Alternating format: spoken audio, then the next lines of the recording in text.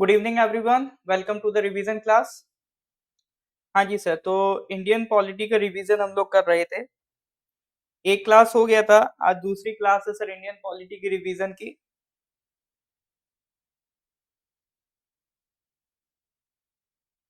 तो एक बार पहले बता दीजिए, ऑडियो वीडियो क्लियर है आप लोगों तक?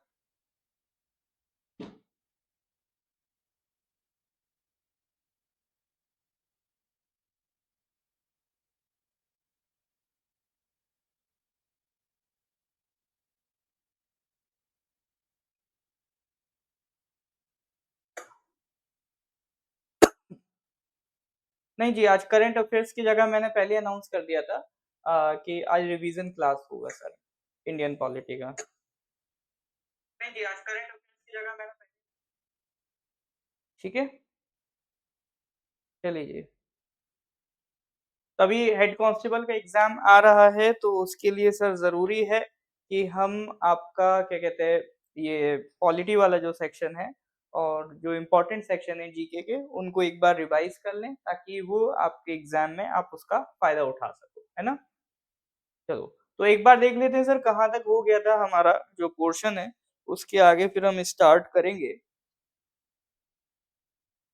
तो सबसे पहले हमने किसकी बात करी थी sir? Making of the constitution की बात करी थी कि कैबिनेट मिशन प्लान 1946 आता है, उसकी मदद से कॉन्स्टिट्यूएंट असेंबली बनना स्टार्ट होती है। उसके बाद 389 मेंबर्स से फिर कॉन्स्टिट्यूएंट असेंबली से रिलेटेड फैक्ट्स जो आपके एग्जाम में पूछे जा सकते हैं, लाइक उसमें कितने मेंबर्स से, फर्स्ट सेशन कब हुआ, प्रेसिडेंट कौन था, उसका वाइस प्रेसिडेंट कौन था, है ना, कितने सेशंस लगे संविधान बनाने में, फाइनली संविधान अडॉप्ट कब होता है, इनेक्ट कब होता है, और जो कॉन्स्टिट्यूशन बन के आया उसमें कितने आर्टिकल से, कितने पार्ट से, कितने शेड्यूल्स थे, ये सारी चीजें। प्लस साथ ही साथ part one of the constitution and part two of the constitution पूरा देख लिया था।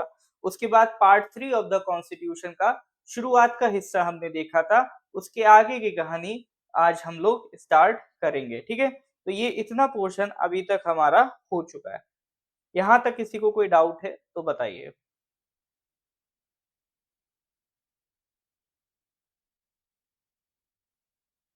ठीक है ना?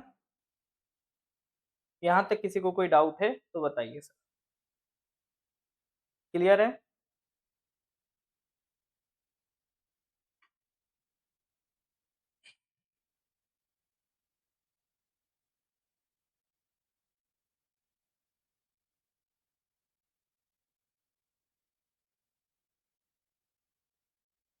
ऑलराइट। तो कुछ बेसिक बातें रिगार्डिंग फंडामेंटल राइट्स हमने पढ़ ली थी। जैसे एक तो मैंने आपको बता दिया था, एक technique, law removes all doubt.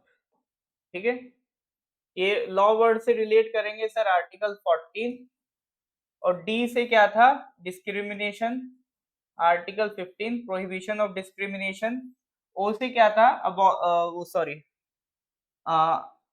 Employment की पब्लिक अपॉर्चुनिटीज, ये था आर्टिकल 16। यू से था untouchability, abolition of untouchability, article 17। और टी से था टाइटल्स, तो अबॉलिशन ऑफ टाइटल्स, आर्टिकल 18। तो अभी तक जो हमने पढ़ी थी technique, law removes all doubt, gives six freedom. ठीक है, यहां तक की स्टेटमेंट हो गई थी। Law removes all doubt, gives six freedom. तो law removes all doubt, gives six freedom, ये सिक्स फ्रीडम किस में कवर है सर आपका? ये कवर है आपका आर्टिकल 19 में, है ना। फिर हम लोगों ने डिटेल में देखा था कि आर्टिकल 19 सब क्लॉज 1, फिर उसके बाद उसमें जो भी आपका छह फ्रीडम है उसकी टेक्निक भी देखी थी, सैम रिसाइड्स इन पोलैंड। तो वहां तक की सारी बात हम करके आ चुके थे, ठीक है। वहां तक की सारी बात हमारी पहुंच चुकी थी। तो यानी आर्टिकल 19 तक सर हम आ गए, उसके आगे आज हमें कहानी कंटिन्यू करनी है। चलिए जी। ऑलराइट, 21 ए पर भी आएंगे सर अभी। तो एक बार देख लेते हैं।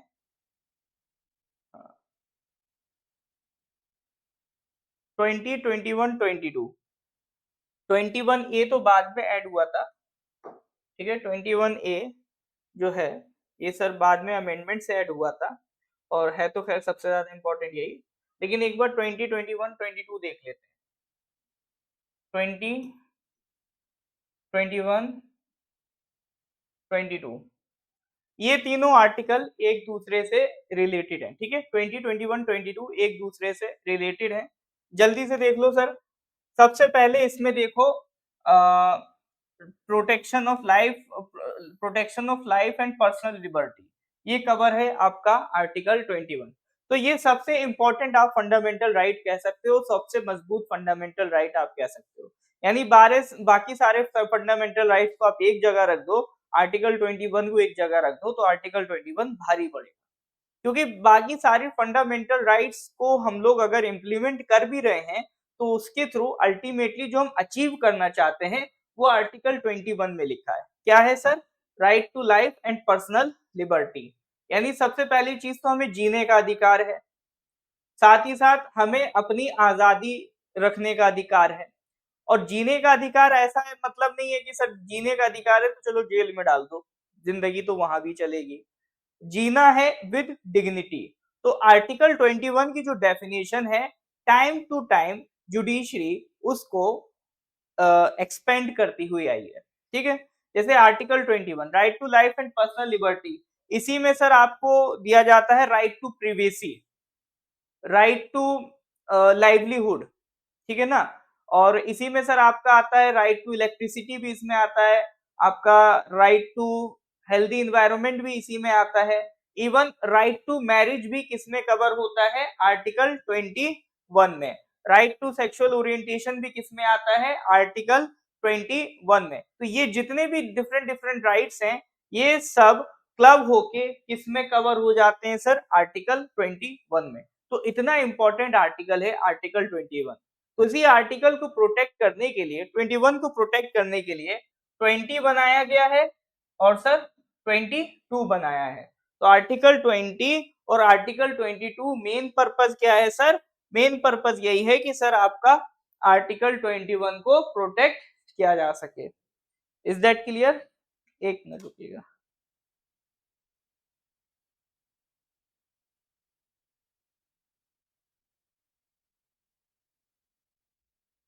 है ना? तो किसको प्रोटेक्ट किया जा सके सर? आर्टिकल 21।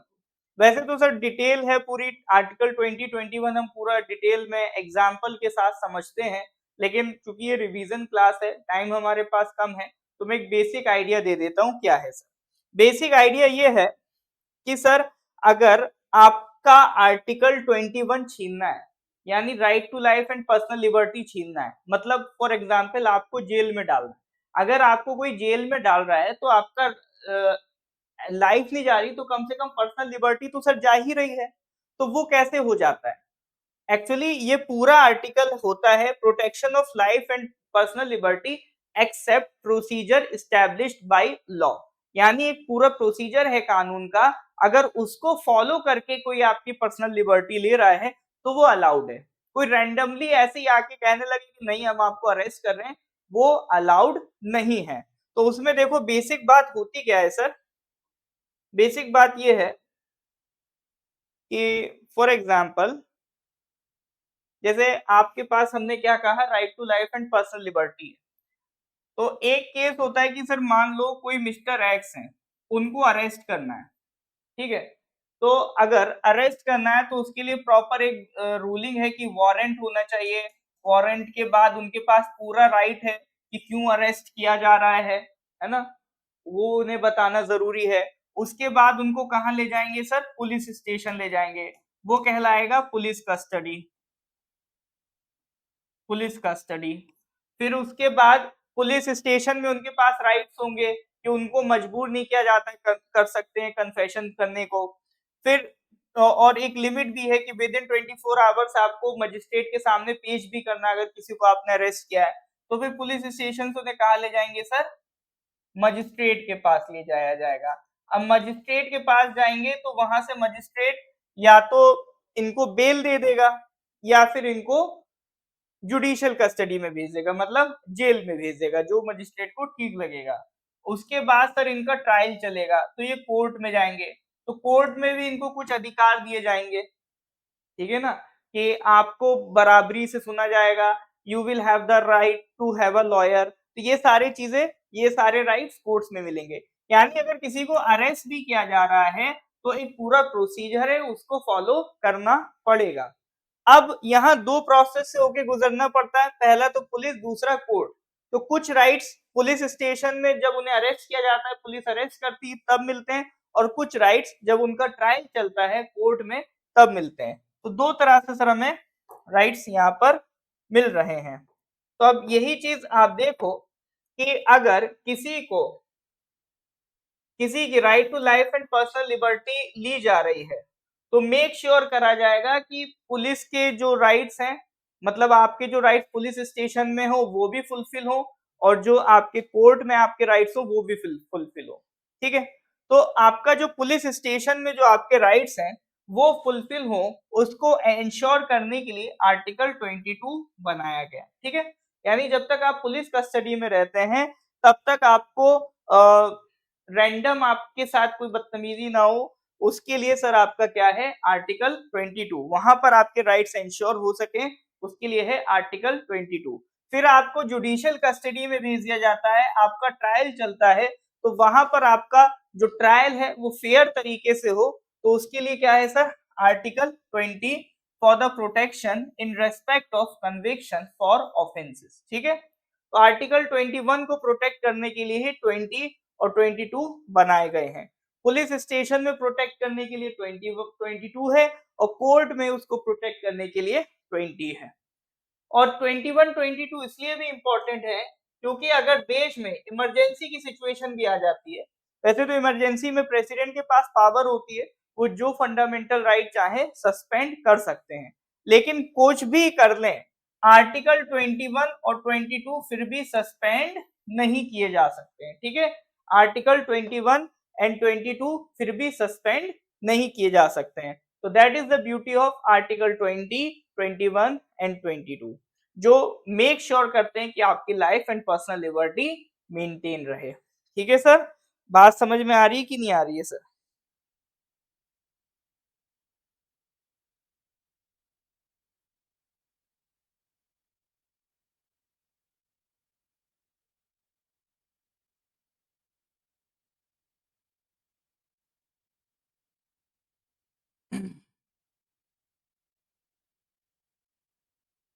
हाँ जी सर, क्लियर है तो give me a thumbs up.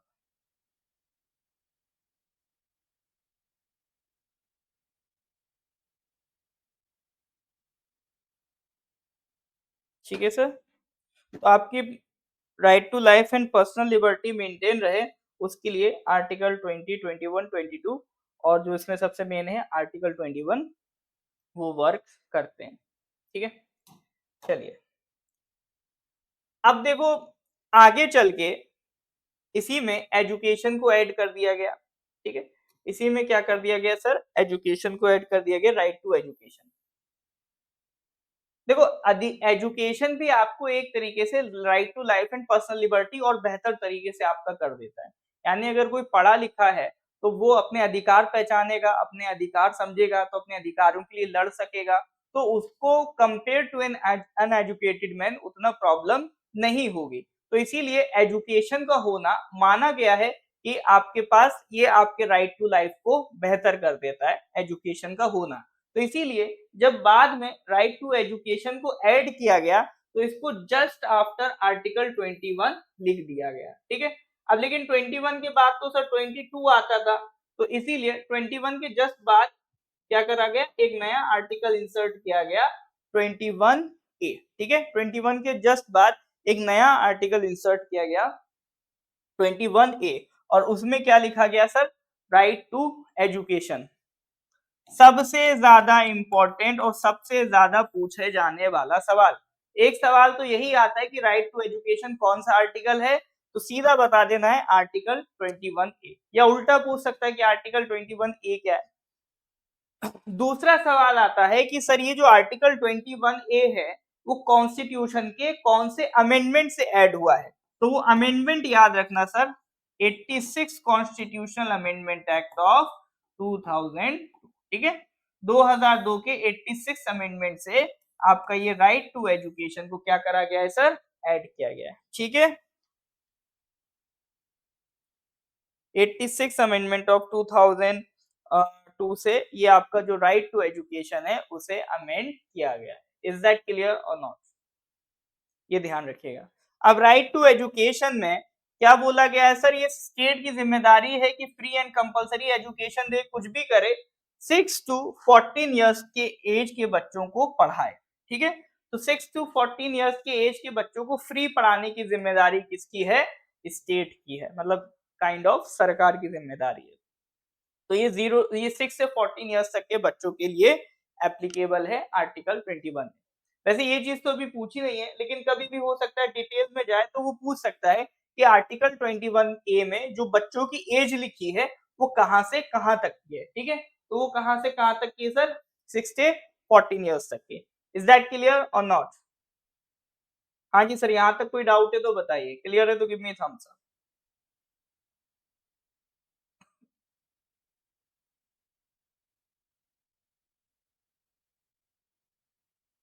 देखो जो सबसे इंपॉर्टेंट आर्टिकल थे वैसे मान के चलो वो यही 14 से 21 तक है। ठीक है, जो सबसे इंपॉर्टेंट आर्टिकल अपन कहेंगे वो ये 14 से लेकर 21 तक है। ऐसा नहीं है कि बाकी पूछेगा नहीं, लेकिन दोनों में डिफरेंस होता है, पूछ भी सकता है, लेकिन अगर आप पूछो इंपॉर्टेंट कौन से ज्यादा है तो यही 14 से लेकर 21 तक के जो आर्टिकल हैं वो इंपॉर्टेंट है। ठीक है, उसके बाद आ जाओ सर अगले आर्टिकल पे, 23-24। 23-24 किससे रिलेटेड है, ये एक्सप्लॉइटेशन के अगेंस्ट है, जैसे ह्यूमन ट्रैफिकिंग और फोर्स लेबर, बॉन्डेड लेबर, इसके खिलाफ है आर्टिकल 23। इसी तरह से चिल्ड्रन एम्प्लॉयमेंट जो होता है फैक्ट्रीज वगैरह में जो चाइल्ड एम्प्लॉयमेंट होता है उसके लिए है आर्टिकल 24। ठीक है, तो 23-24 किसके अगेंस्ट है, राइट अगेंस्ट एक्सप्लॉइटेशन। अब जो 23, अब जो 14 से लेकर 24 तक के जो आपके आर्टिकल्स हैं उसका एक पूरा यहाँ पर अपन ने वो टेक्निक लिख रखी है, law removes all doubt give 6 freedoms. ठीक है, यहां तक हमने पढ़ लिया था। फिर इसके आगे की लाइन है sir, for clear protection, for clear protection. Clear में ये आर की कोई वैल्यू नहीं है, CLEA इनकी वैल्यू है। सी से बोले तो conviction, article 20 protection against conviction. ठीक है, फिर राइट टू लाइफ आर्टिकल 21, फिर right to education article 21A, और फिर प्रोटेक्शन अगेंस्ट अरेस्ट आर्टिकल 22। ठीक है, तो 14 से लेकर 22 तक के जो आर्टिकल हैं उसके बाद अच्छा दो लाइन और है, still there is exploitation of women and children. तो विमेन से रिलेटेड समझ जाना आर्टिकल 23 जो ह्यूमन ट्रैफिकिंग फोर्स लेबर को रोकता है, और चिल्ड्रन से रिलेटेड है आर्टिकल 24। तो 14 से लेकर 24 तक के जो आपके फंडामेंटल राइट्स हैं वो इजीली आपके टेक्निक से याद रख सकते हो, है ना। और मेन जो इंपॉर्टेंट आपके आर्टिकल्स है वो यही है,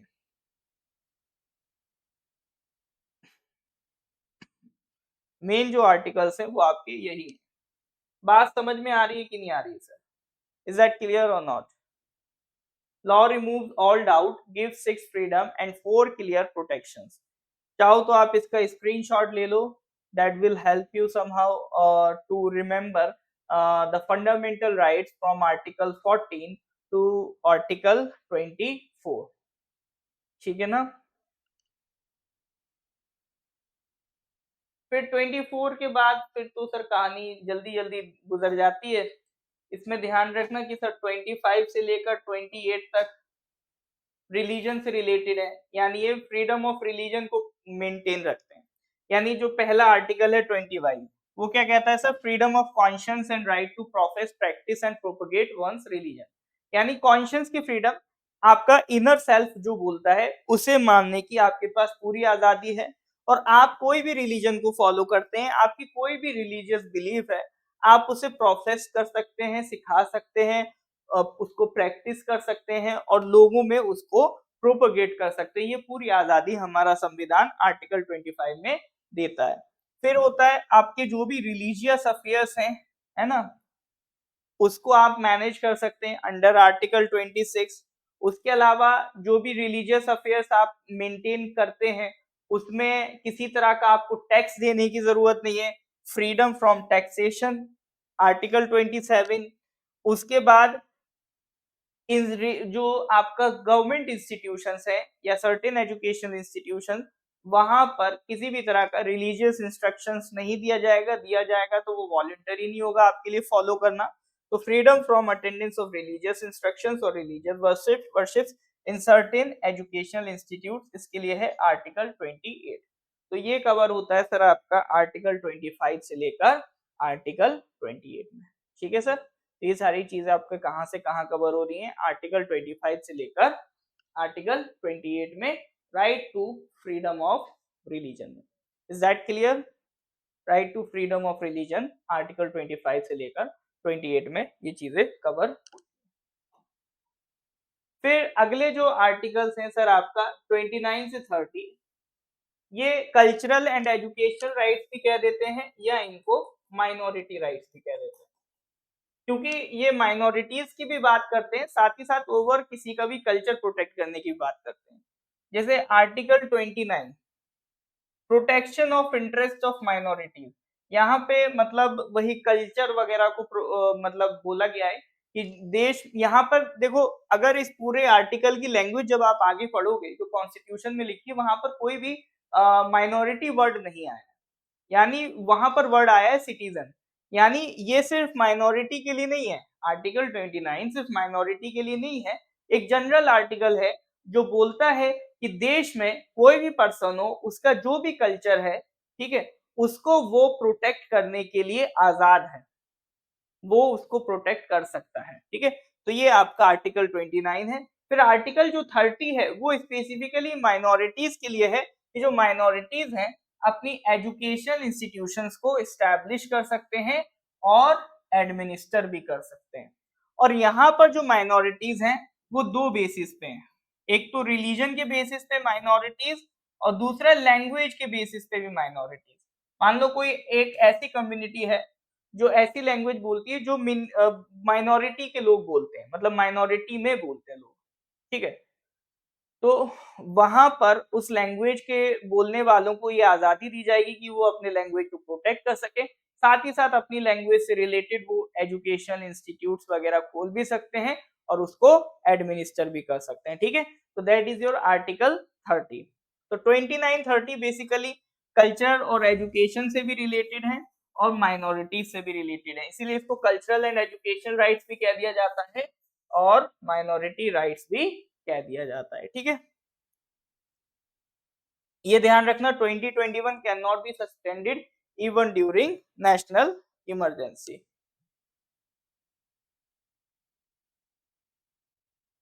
हाँ जी सर, यहाँ तक कोई बात है तो बताइए। तो ये हो गए सर आपके फंडामेंटल राइट कहाँ तक, तो 14 से आप देखोगे 18 तक ये तो राइट टू इक्वालिटी हो गए, 19 से 22 देखोगे राइट टू फ्रीडम हो गया, 23 24 प्रोहिबिशन अगेंस्ट एक्सप्लॉइटेशन हो गया, 25 से 28 अगर आप देखोगे फ्रीडम ऑफ रिलीजियस अफेयर्स हो गया, फिर 29 से 30 माइनॉरिटी राइट्स या फिर कह लो कल्चरल एंड एजुकेशनल राइट्स इसमें कवर है। फिर एक 31 होता था वो हट चुका है। ठीक है, it has been struck down, ये भी ध्यान रखना ये कौन सी अमेंडमेंट से हटाया गया था, 44th constitutional amendment act of 1978 से हटाया गया था। ठीक है, 44th अमेंडमेंट 1978 से हटाया गया था। और सबसे बड़ी बात इसमें ये ध्यान रखना कि राइट टू प्रॉपर्टी था, यानी राइट टू प्रॉपर्टी पहले फंडामेंटल राइट होता था, अब नहीं है। और इसको कहां पहुंचा दिया गया है, इसको पहुंचा दिया गया है under article 300A of the constitution, यानी ऐसा नहीं कि राइट टू प्रॉपर्टी खत्म हो गया है, बस ये अब फंडामेंटल राइट नहीं बचा है, सिर्फ एक कॉन्स्टिट्यूशनल राइट रह गया है। फंडामेंटल राइट्स सबसे पावरफुल राइट्स होते हैं, तो उस कैटेगरी से इसे निकाल के किस में डाल दिया गया है सर आपका, सिर्फ और सिर्फ कॉन्स्टिट्यूशनल राइट की कैटेगरी में। ये हो गया 30, 31 तो चला गया। फिर अब जो 32 है वो सबसे इंपॉर्टेंट है सर, उसको heart and Saul of the constitution भी कहा गया है और वो पूरे फंडामेंटल राइट्स का बैकबोन भी आप उसे कह सकते हो। यानी उसी की वजह से ये सारे राइट्स एंश्योर हो पा रहे हैं। क्योंकि बार बार सवाल ये आता है ना कि सर आप ये राइट्स बोल रहे हो, सबसे पहली बात तो फंडामेंटल राइट्स कैसे कह रहे हो सबसे पावरफुल है, पहली चीज। दूसरा, ये फंडामेंटल राइट्स को प्रोटेक्ट कैसे किया जाएगा। मान लो आपने कहा कि नहीं, सरकार डिस्क्रिमिनेट नहीं कर सकती, लेकिन सरकार ने डिस्क्रिमिनेट कर लिया तो आप क्या करोगे। तो सिर्फ बोलने से काम नहीं चलेगा ना सर, कुछ पावर देनी पड़ेगी जनता को ताकि वो अपने राइट्स को प्रोटेक्ट कर सकें। अब बस ये चीज ध्यान रखना कि यहाँ पर जो पावर है वो डायरेक्ट जनता के पास में नहीं है, वो किसके पास में है सर, जुडिशरी के पास में। ये पावर जुडिशरी को दी गई है कि वो आपके फंडामेंटल राइट्स को प्रोटेक्ट कर सके। ठीक है, तो यहीं पर फिर कहानी शुरू होती है आर्टिकल 32 की। तो अंडर आर्टिकल 32 ये पावर किसको दी गई है, सुप्रीम कोर्ट को। और सेम पावर अंडर आर्टिकल 226 किसको दी गई है, हाई कोर्ट को। ठीक है, फंडामेंटल राइट्स को प्रोटेक्ट करने की पावर। तो देखो आर्टिकल 32 के हिसाब से अगर आपका फंडामेंटल राइट का वायलेशन हो रहा है तो आप डायरेक्ट सुप्रीम कोर्ट अप्रोच कर सकते हो। ठीक है, वैसे तो सुप्रीम कोर्ट का मेन पर्पस है बनाने का कॉन्स्टिट्यूशनल मैटर्स देखना, यानी ऐसे मैटर देखना जहां पर कॉन्स्टिट्यूशन का एक क्वेश्चन क्रिएट हो रहा है। ठीक है, लेकिन अगर ऐसा कोई मैटर है जहां पर आपके फंडामेंटल राइट का वायलेशन हो रहा है तो आप डायरेक्ट सुप्रीम कोर्ट को अप्रोच कर सकते हो अंडर आर्टिकल 32। तो आर्टिकल 32 सुप्रीम कोर्ट को कुछ स्पेशल पावर्स दे रहा है, इसीलिए इसको क्या कहा गया है, heart and Saul of the constitution. और ये किसने कहा है सर, डॉक्टर भीमराव अंबेडकर जी ने कहा। ठीक है, डॉक्टर भीमराव अंबेडकर जी ने, ध्यान रखना article 32 is the heart and Saul of the constitution. अब सिर्फ कह देने से तो काम नहीं चलेगा कि सर हमने कह दिया कि सुप्रीम कोर्ट आपको प्रोटेक्ट करेगा, आपके फंडामेंटल राइट्स प्रोटेक्ट करेगा। अब अगर हमने फौज बनाई है, उसका काम है सीमा पे प्रोटेक्शन करना, तो क्या सीधी फौज खड़ी कर दोगे, उनको वेपन्स देने पड़ेंगे, एम्यूनिशन देना पड़ेगा ताकि वो लड़ सके। इसी तरह से सुप्रीम कोर्ट को सिर्फ ये बोल देना कि नहीं अब आपके पास अधिकार है, आप ही प्रोटेक्टर हो, आप ही माई बाप हो, सिर्फ बोल देना काफी नहीं है, उनको कुछ वेपन्स देने पड़ेंगे। और जो सुप्रीम कोर्ट को वेपन्स दिए गए हैं to protect the fundamental rights, उन्हें कहा जाता है रिट। रिट सुप्रीम कोर्ट की वो स्पेशल पावर्स हैं जिसका यूज करके सुप्रीम कोर्ट आपके फंडामेंटल राइट्स को प्रोटेक्ट करता है। तो अंडर आर्टिकल 32 सुप्रीम कोर्ट के पास ये पावर है and under article 26 high court के पास ये पावर है। इज दैट क्लियर और नॉट। हाँ जी सर, यहां तक कोई दिक्कत है तो बताइए।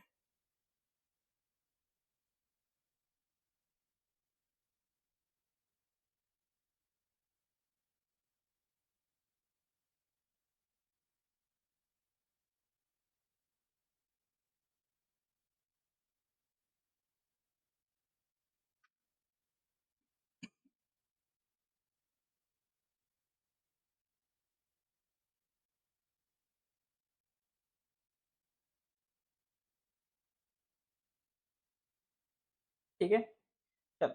तो अब वो जो 5 रिट है, कल कोई पूछ भी रहा था सर वो रिट पढ़ा दो, तो ये 5 रिट है सर। देखो बहुत शॉर्ट में मैं बताऊंगा, है ना, डिटेल में नहीं जाएंगे, टाइम लग जाएगा।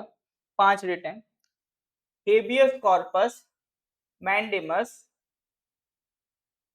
सर्च्योरारी, प्रोहिबिशन, क्यू वारंटो, 5 है सर। अगर याद करनी है तो उसकी टेक्निक है पीसीएम, फिजिक्स केमिस्ट्री मैथ तो सुने ही होंगे, तीन पीसीएम हेडक्वार्टर। तो ये वर्ड याद रखना, 5 रिट याद हो जाएंगे। पी से प्रोहिबिशन, सी से सर्च्योरारी, एम से मैंडेमस, एस से हेबियस कॉर्पस, क्यू से क्यू वारंटो। ठीक है, हेबियस कॉर्पस कब यूज करते हैं, मान लो जब कभी इलीगल किसी को पुलिस अरेस्ट करके ले जाती है, तब वो सुप्रीम कोर्ट के पास हेबियस कॉर्पस की पावर है। इसको यूज करके सुप्रीम कोर्ट पुलिस को आदेश दे सकती है कि जिस भी पर्सन को इलीगली डिटेन कराए उसको कोर्ट में प्रेजेंट करो। मैंडेमस रिट कब यूज करते हैं, मान लो आप पुलिस के पास गए, एफआईआर लिख दो। अब ये पुलिस की ड्यूटी है आपकी एफआईआर लिखना, अगर वो नहीं लिख रहा है, यानी कोई भी पब्लिक सर्वेंट अपनी ड्यूटी परफॉर्म नहीं कर रहा है, तब आप सुप्रीम कोर्ट से कह सकते हो। तो वो मैंडेमस रिट लगा के इंश्योर करेगी कि जो पब्लिक ऑफिस है वो अपनी ड्यूटी फुलफिल करे, साथ ही साथ जो भी लोअर कोर्ट होगी। अब सर्चुरारी प्रोहिबिशन दोनों एक टाइप की रिट है, थोड़ा सा डिफरेंस है दोनों में, ठीक है। सर्चुरारी प्रोहिबिशन में लगभग एक ही जैसी रिट है, दोनों में थोड़ा सा डिफरेंस है। मान लो लोअर कोर्ट है कि हाई कोर्ट है या कोई डिस्ट्रिक्ट कोर्ट है, वो ऐसा कोई फैसला दे दे जिसमें आपको लग रहा है कि डिस्ट्रिक्ट कोर्ट ने अपनी अथॉरिटी के बियॉन्ड जाके वो फैसला दिया है, यानी वो उनकी अथॉरिटी के बियॉन्ड था, फिर भी उन्होंने वो फैसला दिया है, या गलत तरीके से फैसला दिया है, या आपकी बात पूरी नहीं सुनी गई है, तो आपकी बात नहीं सुनी गई है कोर्ट में, तो वो भी आपका क्या है सर, फंडामेंटल राइट का वायलेशन है। तो इस केस में दो चीजें हो सकती हैं, या तो आपका केस ऑलरेडी चल रहा है, ठीक है, अगर चल रहा है तो सुप्रीम कोर्ट रिट यूज करेगा प्रोहिबिशन, तो इससे क्या होगा, जो लोअर कोर्ट होगी, इंफीरियर कोर्ट होगी, उसको सुप्रीम कोर्ट बोल देगा कि जो भी प्रोसीडिंग्स आपकी चल रही हैं उसको रोक दो, जहां पर उसके पास कोई ज्यूरिसडिक्शन नहीं है। यानी कोई लोअर कोर्ट अपनी ज्यूरिसडिक्शन के बियॉन्ड जाके जब काम करती है, तो अगर केस रनिंग में है तो आप सुप्रीम कोर्ट के पास जाओगे तो रिट लगेगी प्रोहिबिशन, और मान लो लोअर कोर्ट ने जजमेंट दे दिया है, उसके बाद आप सुप्रीम कोर्ट जाओगे, तब वो रिट कौन सी लगेगी, certiorari, to quash the order already pass by an inferior order, ठीक है, इसको ध्यान रखिएगा। Last writ is quo warranto.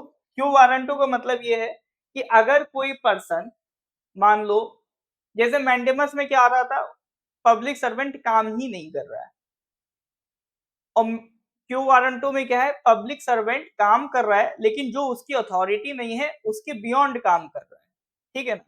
यानी पब्लिक सर्वेंट का मान लो कोई एक पर्सन है, आप किसी ऑफिस गए, वो उस ड्यूटी को असाइन करने के लिए मतलब कुछ काम है जो उसको असाइंड ही नहीं है, बट स्टिल वो काम कर रहा है, तो वहां पर रिट कौन सी लगेगी, क्यू वारंटो। फॉर एग्जाम्पल मान लो पुलिस है, कोई फेक एनकाउंटर कर दी, अब पुलिस का काम क्या है, चार्जशीट बनाना, एविडेंस क्रिएट, एविडेंस कलेक्ट करना और कोर्ट में पेश करना, ये काम है पुलिस का। लेकिन पुलिस ने खुद ही डिसाइड कर लिया, नहीं तुम दोषी हो, सजा दी, गोली मार दी, खत्म, तो ये पुलिस का काम नहीं था, तो वहां पर कोर्ट कौन सी रिट यूज करेगी, क्यू वारंट। वहां पर वो पूछेगी भाई तुमने कौन सी अथॉरिटी यूज करके सजा दी है, सजा देने का काम जबकि किसका है, कोर्ट का, ठीक है। तो जब किसी को रिस्ट्रेन किया जाता है from holding a public office to which he और शी इज नॉट एंटाइटल्ड, तो वहां पर जो रेट लगती है वो लगती है क्यू वारंट। तो दीज आर योर 5 रेट्स, ठीक है। एक क्वेश्चन ऐसे आ जाता है 5 रेट्स कौन सी हैं, या कितनी रेट्स हैं टोटल, इस तरह के क्वेश्चन आपसे पूछ लेता है, या ये पूछ लेता है ये बताओ ये जो रेट्स हैं ये संविधान में किसमें लिखी हैं, आर्टिकल 32 में, ये पावर सुप्रीम कोर्ट को किस आर्टिकल से मिलती है रेट इशू करने की, आर्टिकल 32 से, ठीक है। तो यही सारे बेसिक क्वेश्चन आपसे एग्जाम में पूछता रहता है। इज दैट क्लियर और नॉट, ठीक है।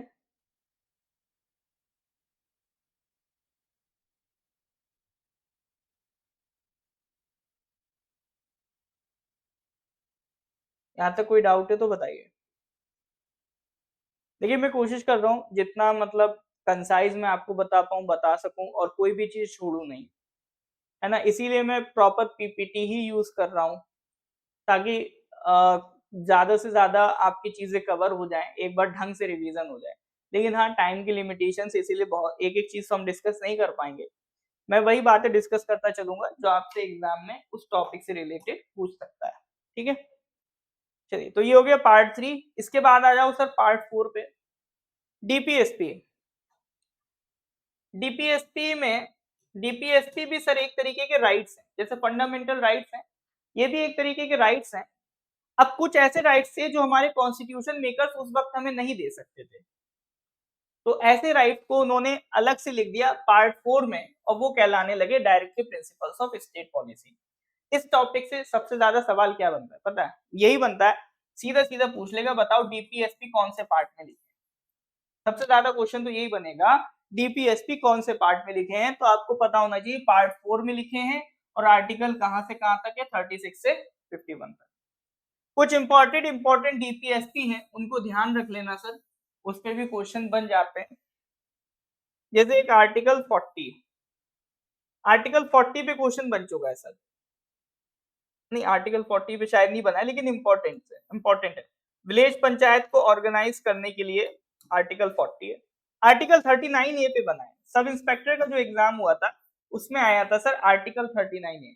मतलब सवाल ये था कि जो right to free legal aid है वो किस आर्टिकल में कवर्ड है, तो दैट इज आर्टिकल 39 ए। तो ये पूछा जा चुका है सर, ठीक है। आर्टिकल 40 इंपॉर्टेंट है। उसके अलावा इनके अलावा ये ध्यान रख लेना इसमें सर आपका ये आर्टिकल 44, ये देखो मैं हर बार कहता था यूनिफॉर्म सिविल कोड से रिलेटेड है आर्टिकल 44। अब उस डिबेट में नहीं जाएंगे क्या होता है यूनिफॉर्म सिविल कोड, अभी बस इतना ध्यान रखो यूनिफॉर्म सिविल कोड से रिलेटेड है आर्टिकल 44।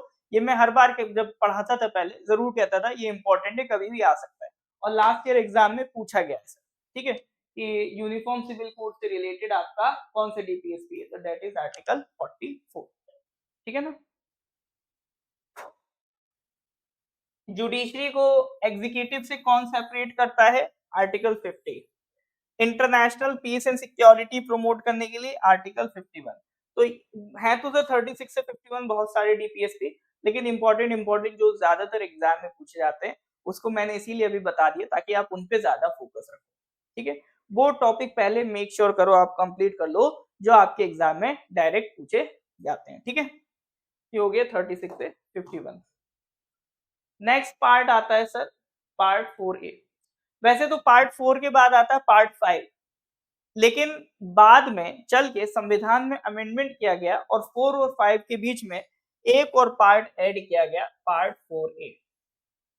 इंदिरा गांधी जी ने कहा देखो आपके पास फंडामेंटल राइट्स हैं, डीपीएसपी हैं, है ना, यानी स्टेट आपको दे ये सारी चीजें, आपकी भी तो कुछ जिम्मेदारी बनती है, आप भी तो स्टेट के लिए कुछ करो, यानी सिर्फ राइट्स एंजॉय करोगे, कुछ ड्यूटी भी एंजॉय करो सर। यानी आपके सिटीजन को सिर्फ राइट्स नहीं होंगे, उनकी कुछ ड्यूटी भी है सर, वो भी उन्हें फॉलो करनी चाहिए। तो इंदिरा गांधी जी ने आर्टिकल 51A से हमारे संविधान में एक नया पार्ट ऐड कर दिया, पार्ट 4A, जिसमें आपकी क्या लिखी है, फंडामेंटल ड्यूटीज। अब फंडामेंटल ड्यूटीज पे ध्यान से सुन लो कौन से क्वेश्चन आ सकते हैं जो डायरेक्ट आपसे वो पूछेगा, है ना, ध्यान से सुनना। पहला क्वेश्चन तो यही आएगा फंडामेंटल ड्यूटीज का कौन सा पार्ट है, पार्ट 4A, आर्टिकल 51A। क्योंकि सर 36 से 51 तो डीपीएसपी था, फिर आर्टिकल 52 से पार्ट 5 स्टार्ट हो गया, तो इनके बीच में डालना था, तो एक नया आर्टिकल क्रिएट कर दिया 51A।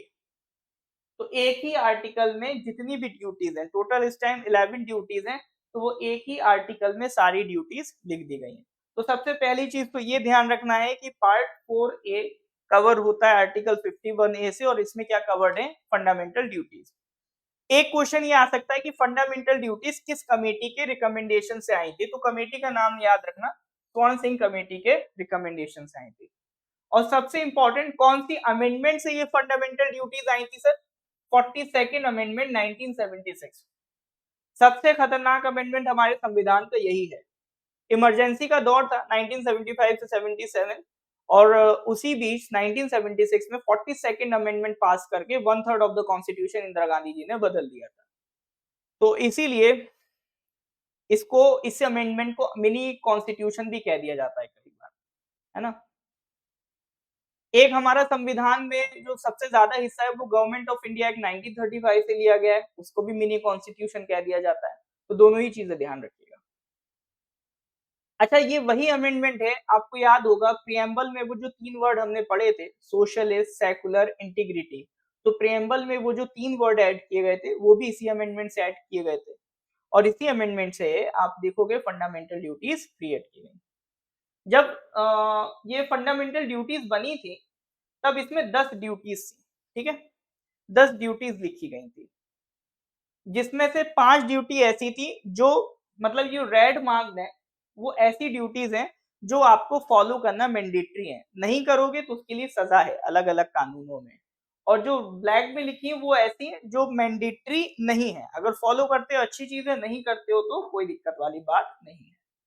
तो एक चीज और ये ध्यान रखना कि सर टोटल कितनी ड्यूटीज थी, पहले 10 थी, फिर बाद में वही 86 अमेंडमेंट से, ठीक है, ये 86 अमेंडमेंट से जो याद करो सर आपका पार्ट आर्टिकल 21A आया था, उसी अमेंडमेंट से एक ड्यूटी के ऐड कर दी, ये 11th ड्यूटी थी।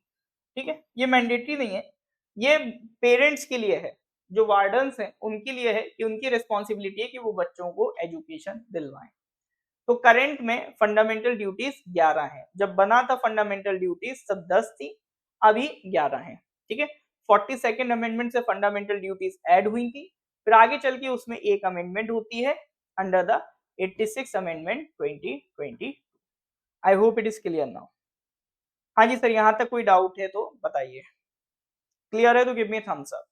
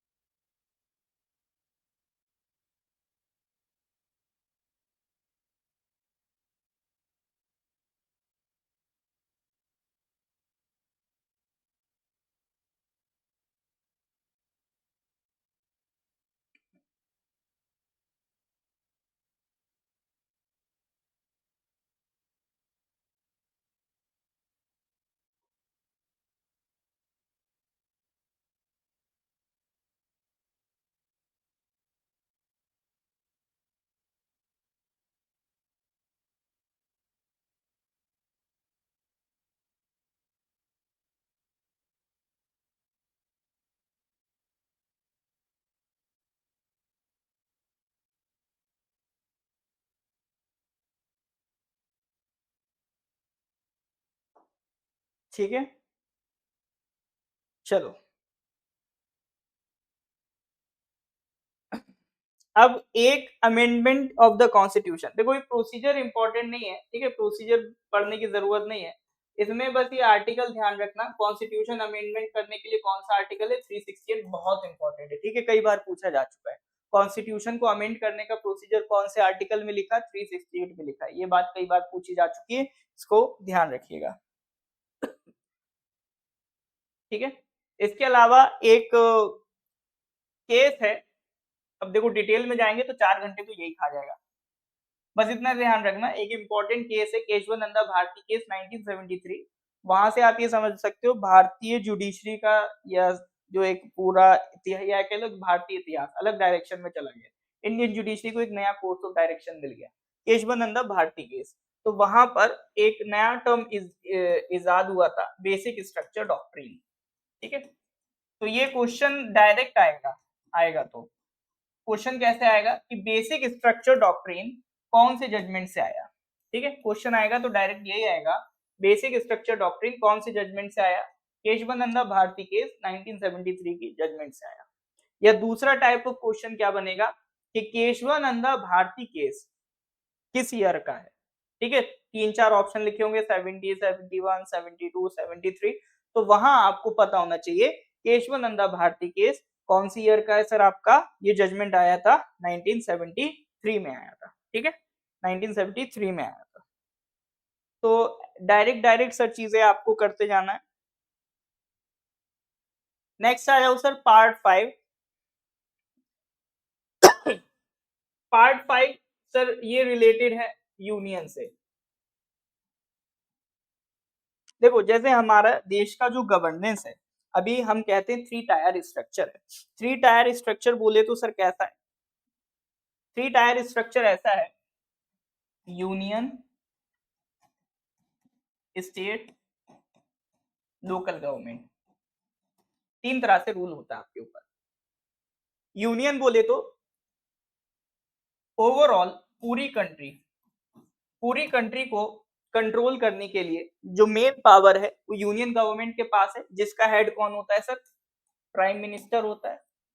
ठीक है, यूनियन ओवरऑल पूरी कंट्री को कंट्रोल करती है। ठीक है, यूनियन गवर्नमेंट का हेड होता है प्राइम मिनिस्टर, और एक पूरी कंट्री का जो हेड ऑफ द स्टेट जिसे कहते हैं प्रेसिडेंट होता है, वो सब किसके पार्ट है, यूनियन के पार्ट है। फिर उसके बाद कंट्री को हमने for the purpose of administration, ठीक है, अगर कोई आपसे पूछे हमने स्टेट्स में क्यों डिवाइड किया अपना कंट्री, तो सीधा बात बोलना for the purpose of administration, अलग अलग स्टेट्स में बांट दिया गया। ठीक है, अब होता क्या है सर, हर एक स्टेट का अपना कल्चर है, अपनी एक आइडेंटिटी है, अपनी एक एथनिसिटी है, तो इस वजह से स्टेट्स को भी पावर दी गई है कि वो अपना एक लीडर चुन सकते हैं, ठीक है, वो बनाएगा स्टेट गवर्नमेंट, ठीक है, वो बनाएगा स्टेट गवर्नमेंट जिसका हेड होगा चीफ मिनिस्टर। तो उसके पास जो पावर होंगी वो एक स्टेट को कंट्रोल करने के लिए होंगी। अब ऑब्वियसली बात है, एक प्रधानमंत्री है, वो तो सर दिल्ली में बैठा है, आप बैठे अरुणाचल में।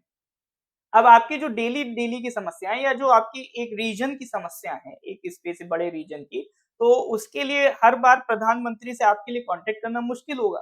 तो आप ही के रीजन का अगर कोई पर्सन वहां पर रहता है उन परेशानियों को हैंडल करने के लिए, वो ज्यादा कन्वीनियंट होगा। इसीलिए हमने क्या बनाया, स्टेट गवर्नमेंट, जिसको रन करता है चीफ मिनिस्टर, ठीक है। अब पावर कोलैप्स ना हो इसी के लिए पावर डिवाइड भी कर दी गई है कि ये सब्जेक्ट्स कौन हैंडल करेगा, यूनियन गवर्नमेंट हैंडल करेगा, ये subject state government. For example law and order का मामला होगा, स्टेट गवर्नमेंट देखेगी, लेकिन जो आपके स्टेट में रेलवे चल रही है वो कौन देखेगा, यूनियन गवर्नमेंट देखेगी। वो बॉर्डर को प्रोटेक्ट करने का काम किसका है, यूनियन गवर्नमेंट का है। तो काम बटे हुए हैं, है ना, ये मत सोचना लड़ेंगे कि ये काम हम करेंगे हम करेंगे, दोनों के काम बटे हुए हैं। अब इसी तरह से पहले तो जब संविधान बना था तो दो ही टायर थे, यूनियन और स्टेट। फिर आगे चल के एक और गवर्नमेंट बनाई गई जिसे कहा गया लोकल गवर्नमेंट। अब आपके जो रोजमर्रा के मुद्दे हैं, पानी की समस्या, है ना, जैसे सीमेट्री की समस्या, तो जो भी लोकल मुद्दे हैं, लोकल रूट्स वगैरह हैं, तो उन सब के लिए एक लोकल गवर्नमेंट बनाई गई। क्योंकि मुख्यमंत्री भी मान लो अरुणाचल है, अंजाव में बैठा कोई पर्सन है, उसके लिए तो सर ईटानगर दूर है, मुख्यमंत्री तो ईटानगर में, तो वो किससे अपनी समस्या कहेगा, तो वो अपनी जो लोकल समस्या होगी वो अपने लोकल के पंचायत से कहेगा, अपने लोकल के कॉर्पोरेशन से कहेगा। तो ये क्या है सर, आपका लोकल गवर्नमेंट, ठीक है। तो गवर्नमेंट को तीन कैटेगरीज में हमने बांट दिया, union, state, local, for the purpose of the administration. अब जो पार्ट 4 है सर आपका, सॉरी पार्ट 5 है, पार्ट 5 डील करता है यूनियन गवर्नमेंट से, ठीक है। पार्ट 5 किससे डील करता है, यूनियन गवर्नमेंट से। अब यूनियन में भी तीन हिस्से होते हैं, यूनियन ले लो या स्टेट ले लो, इनमें तीन हिस्से होते हैं। जो भी एडमिनिस्ट्रेशन होता है या जो भी गवर्नेंस होती है उसके तीन पार्ट हैं सर, एग्जीक्यूटिव, ठीक है, तीन हिस्से हैं सर, एग्जीक्यूटिव, लेजिस्लेटिव, जुडिशरी, ठीक है। जिसमें लेजिस्लेटिव का काम क्या है, कानून बनाना, ठीक है, और एग्जीक्यूटिव का काम क्या है, उनको इंप्लीमेंट करना, एडमिनिस्ट्रेशन डे टू डे का देखना। जुडिशरी का काम है लॉ के बेसिस पे डिसीजन लेना, किसी को सजा देनी हो तो सारा काम जुडिशरी का है। तीन पार्ट में बांटते हैं। अब एग्जीक्यूटिव में कौन कौन आ जाता है सर, यूनियन में प्रेसिडेंट आता है, वाइस प्रेसिडेंट आता है, प्राइम मिनिस्टर आता है, प्राइम मिनिस्टर का काउंसिल ऑफ मिनिस्टर आता है, और एक अटॉर्नी जनरल आता है, ठीक है। ये सब एग्जीक्यूटिव में आते हैं जो पार्ट 5 में लिखे हैं। लेकिन अभी हम लोग किसकी बात करेंगे, president, vice president, prime minister, council of minister, attorney general को बाद में सबसे लास्ट में कॉन्स्टिट्यूशन बॉडीज में हमने कवर किया है, ठीक है। तो सबसे पहले शुरुआत करते हैं सर हम लोग प्रेसिडेंट से। तो यूनियन में जो यूनियन को तीन पार्ट में बांटा, एग्जीक्यूटिव, लेजिस्लेटिव, जुडिशरी। तो एग्जीक्यूटिव में सबसे पहले हम बात करेंगे प्रेसिडेंट की। पहले बता दो सर, यहाँ तक किसी को कोई डाउट तो नहीं है, क्लियर है तो गिव मी थम्स अप। यहाँ तक कोई डाउट है तो बताइए सर, ठीक है। यहाँ तक किसी को कुछ पूछना तो बताइए।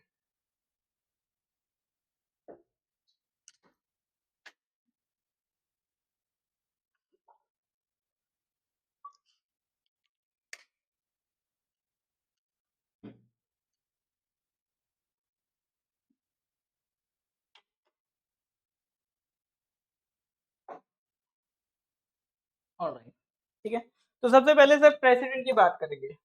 अब देखो डिटेल में नहीं जा रहा हूं मैं, लेकिन हाँ कुछ बता दे रहा हूँ कि प्रेसिडेंट के बारे में क्या क्या ध्यान रखना।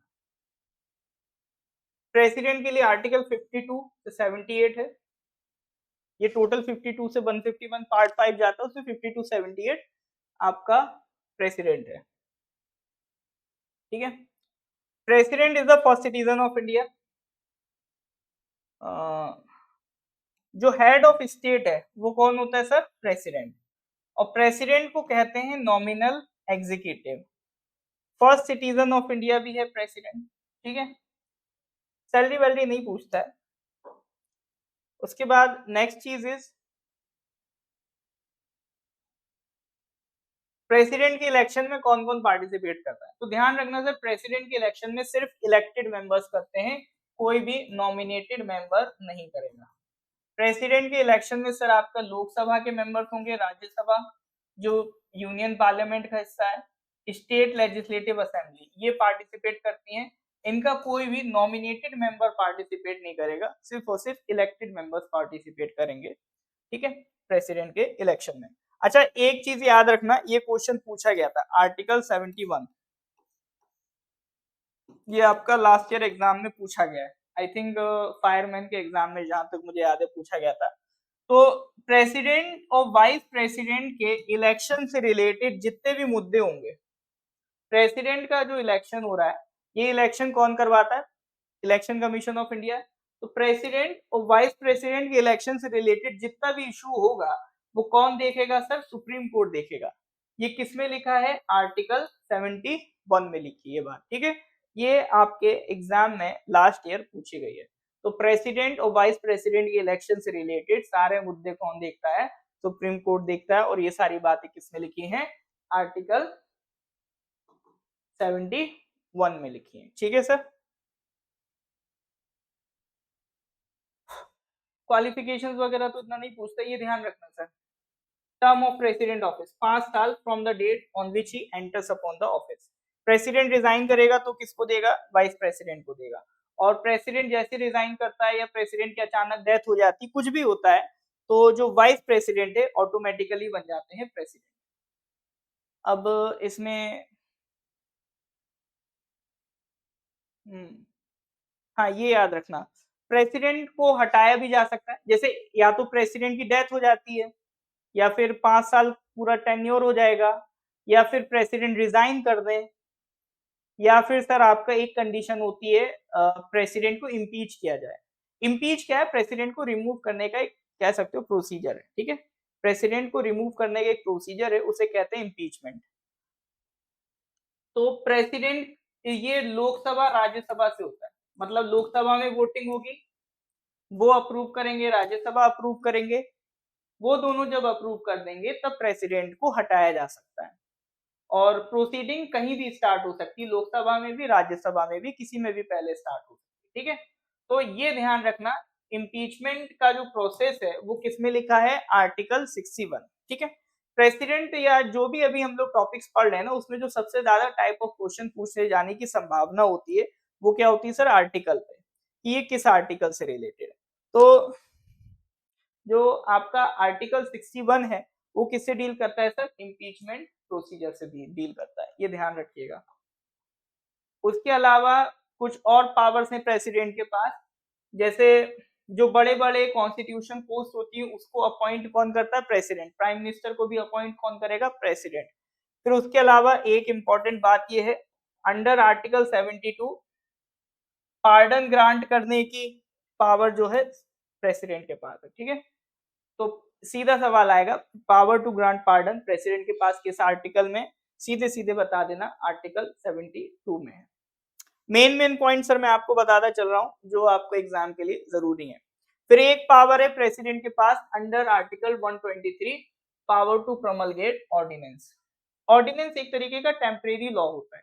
कानून बनने का प्रोसीजर बेसिकली ये होता है, लोकसभा से पास हो, राज्यसभा से पास हो, फिर वो प्रेसिडेंट के पास जाता है, प्रेसिडेंट उस पर साइन करते हैं, तब वो कानून बनता है। लेकिन मान लो लोकसभा का सेशन नहीं चल रहा है, लोकसभा हमेशा तो एक्टिव नहीं होती है ना, साल में 3 बार सेशन चलते हैं लोकसभा का। मान लो लोकसभा का सेशन नहीं चल रहा है, कभी अर्जेंट कानून बनाने की जरूरत है, तो प्राइम मिनिस्टर डायरेक्ट प्रेसिडेंट को बोल देंगे और वो एक टेम्परेरी लॉ बना देंगे जो मैक्सिमम 6 मंथ तक चलता है। उस बीच लोकसभा का नया सेशन हो जाता है, उसमें फिर डिसाइड हो जाता है इसे कंटिन्यू करना है कि हटाना है। अदरवाइज लोकसभा कुछ भी ना डिसाइड करे तो मैक्सिमम 6 मंथ इसकी लिमिट है, ठीक है। तो प्रेसिडेंट टेम्परेरी जो लॉ बना सकते हैं उसको कहते हैं ऑर्डिनेंस, ठीक है। प्रेसिडेंट जो टेम्परेरी लॉ बना सकते हैं जब लोकसभा का सेशन नहीं चल रहा हो उसे कहते हैं ऑर्डिनेंस। तो ये प्रेसिडेंट के पास पावर है अंडर आर्टिकल 123 में, टू प्रोमलगेट ऑर्डिनेंस।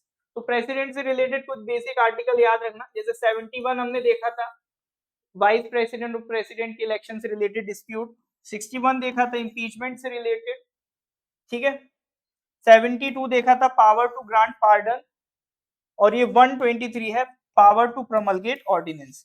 तो ये कुछ इंपॉर्टेंट आर्टिकल्स हैं जो किससे रिलेटेड है सर, आपका प्रेसिडेंट से रिलेटेड है, ठीक है सर।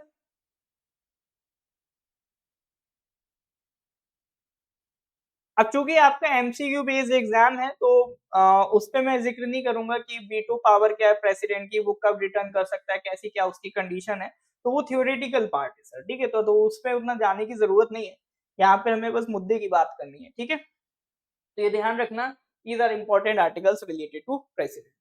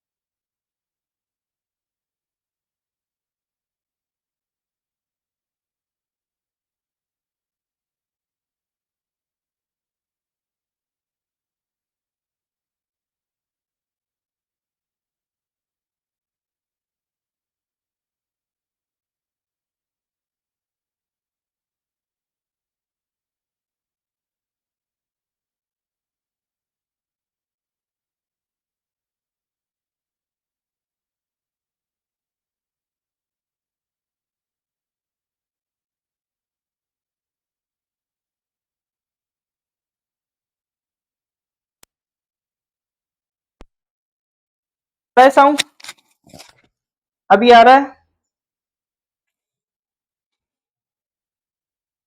है साउंड अभी आ रहा है।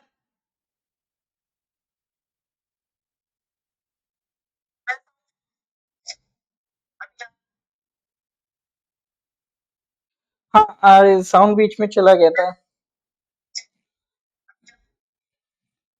ठीक है। कहाँ तक हो गया था बता सकते हैं?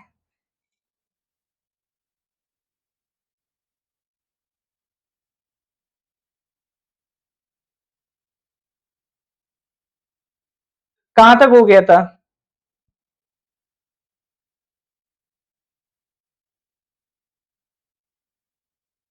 वाइस प्रेसिडेंट तक ना?